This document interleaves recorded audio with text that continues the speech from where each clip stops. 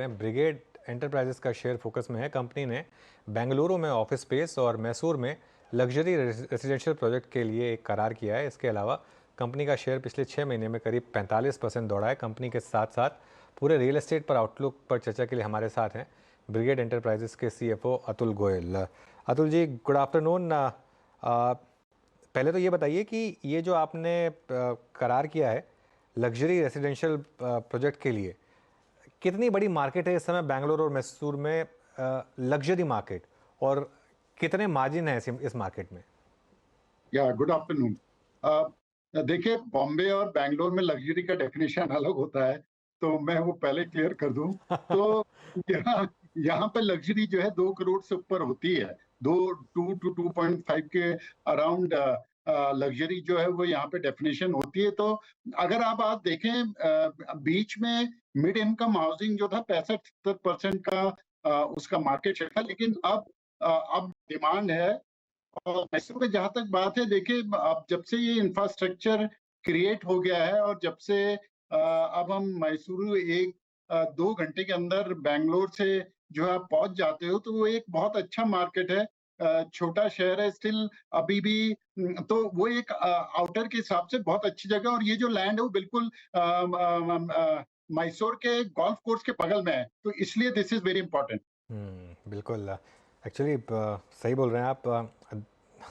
गुड़गांव चले जाएंगे तो वहाँ तो खैर लग्जरी की सेगमेंट की डेफिनेशन अलग ही चेंज हो गई है। कार्मेलिया वगैरह में बिल्कुल 75 जी। करोड़ के अपार्टमेंट हो गए हैं, तो खैर हर सिटी में मेरे ख्याल से वो डेफिनेशन अलग है। तो मार्केट आपके हिसाब से इस समय कितना स्ट्रांग है और कितनी आपको विजिबिलिटी है, और ये जो अक्रॉस द बोर्ड जंप आया है इस लग्जरी डिमांड में, इसका मेन कारण क्या है आपके हिसाब से? देखिए, मैं ही नहीं कहूंगा कि बैंगलोर में लग्जरी का बहुत ज्यादा डिमांड आया, बट मैं एक तो एनआरआईज की इन्वेस्टमेंट बहुत बढ़ गई है पहले से, प्लस जो लोगों की अफोर्डेबिलिटी है वो 3x बढ़ गई है। बट अगर आप बैंगलोर देखें तो बैंगलोर प्राइमरी जो है वो आईटी, आईटीएस और जो ग्लोबल कैपेबिलिटी सेंटर्स, इनका मार्केट है, जिसमें कि काफी यंगस्टर्स जो इन्वेस्ट कर रहे हैं, तो वो मिड इनकम में जाते हैं। लेकिन लग्जरी में जनरली अगर आप देखेंगे तो ज्यादातर बिजनेसमैन और एनआरआईज का शेयर बहुत ज्यादा है। और मेरे को लगता है ये मार्केट अभी स्टे करेगा 2 साल। ये दूसरा साल है मार्केट का। अगर आप देखें इन्वेंट्री ओवर है उन बैंगलोर, चेन्नई जहां पे हम है प्रेजेंट, और हैदराबाद।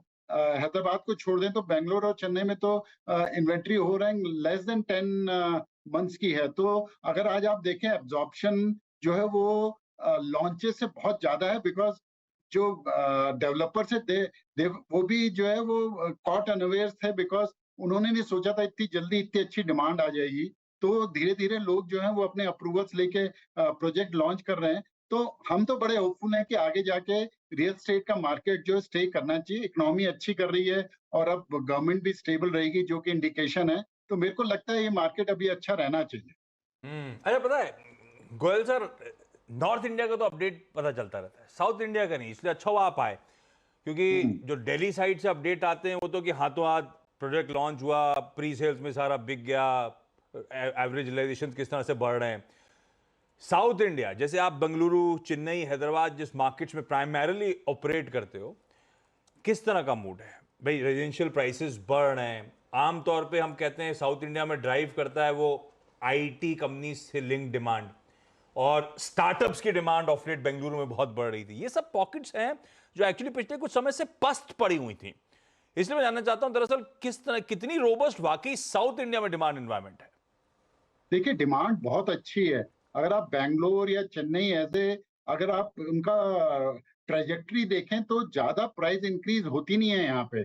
लेकिन आज की तारीख में बैंगलोर और चेन्नई में प्राइस का जो कैप है, आप देखेंगे बेस प्राइस चेंज हो गया। जो हम प्रोजेक्ट हमारे अक्रॉस द रोड हम 4,000 में लॉन्च करते थे, आज हम वो 6,000 पे तो लॉन्च करते हैं। उस पर 9% जो है ईयर प्राइस इंक्रीज भी हमें मिल रही है। तो दिस शोज की बहुत अच्छी डिमांड है हर जगह। अगर आपके पास राइट प्रोजेक्ट है तो उसकी डिमांड बहुत बढ़िया है। और यही चीज मैसूर में देख रहे हैं। चेन्नई तो मार्केट पहले कहते थे बहुत छोटा, लेकिन चेन्नई जो है बहुत अच्छा एक्सपेंड कर रहा है। हमने तो अभी 12 मिलियन के आसपास हमने वहाँ इन्वेस्ट किया है।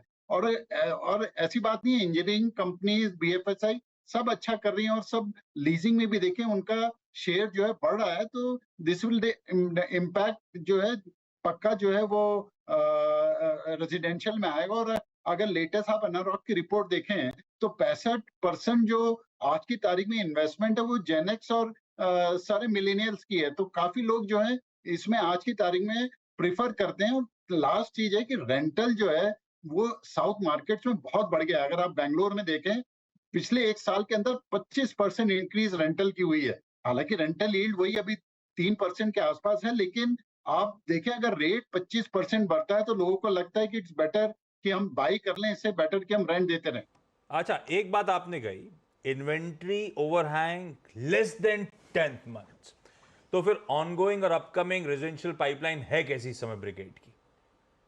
ब्रिगेड की बहुत अच्छी है। देखिए हमारा 3 मिलियन का ओवरऑल इन्वेंट्री, उसमें से लेस देन 1 मिलियन के फिनिश्ड है। अब हम 11 मिलियन के आसपास जो है हम लॉन्च करेंगे अगले 4 क्वार्टर्स में। इस साल में हमें 7-7.5 मिलियन का हम लॉन्च करेंगे और कोशिश कर रहे हैं कि लास्ट का जो प्री सेल्स टारगेट है उसको हम क्रॉस करें।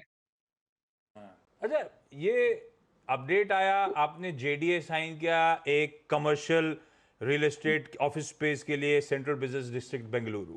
एक अपडेट आया मैसूरू में आपने जेडीए करा एक लग्जरी रेजिडेंशियल प्रोजेक्ट के लिए। ये क्या एसेट लाइट मॉडल या ब्रिगेड फॉलो करने वाला है, या आप लोग कुछ लैंड वैंड भी एक्वायर कर रहे हो सर?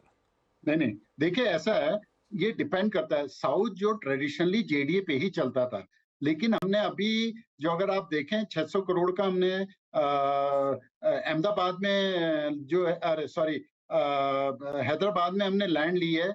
अभी हमने 200-250 करोड़ में चेन्नई में लैंड ली। तो ऐसी बात नहीं है, ये डिपेंड करता है कि आप कैसे उसको डील करना चाहते हो। बट डेफिनेटली जेडीए जो है वो बहुत अच्छा एसेट लाइट मॉडल है और हमारी ये कोशिश रहती है कि हम जनरली 50% लैंड लें और 50% जो है जेडीए या 40-60 का हम रेशियो रखें, ताकि आप एसेट लाइट रहो और आपका फंड जो है ज्यादा अटके नहीं।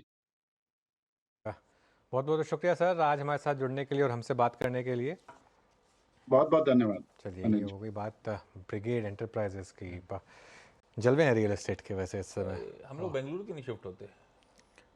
वैसे बेंगलुरु बहुत अच्छा मेट्रो है। अगर आप मुझसे पूछेंगे ना पर्सनली, एक मेट्रो जो मुझे सबसे अच्छा लगता है वो बेंगलुरु है और उसका रीज़न है। हाँ। एक तो वहाँ का वेदर काफ़ी अच्छा है। वहाँ लेक्स काफ़ी बनाई हुई, मैन मेड लेक्स काफ़ी बनाई हुई हैं।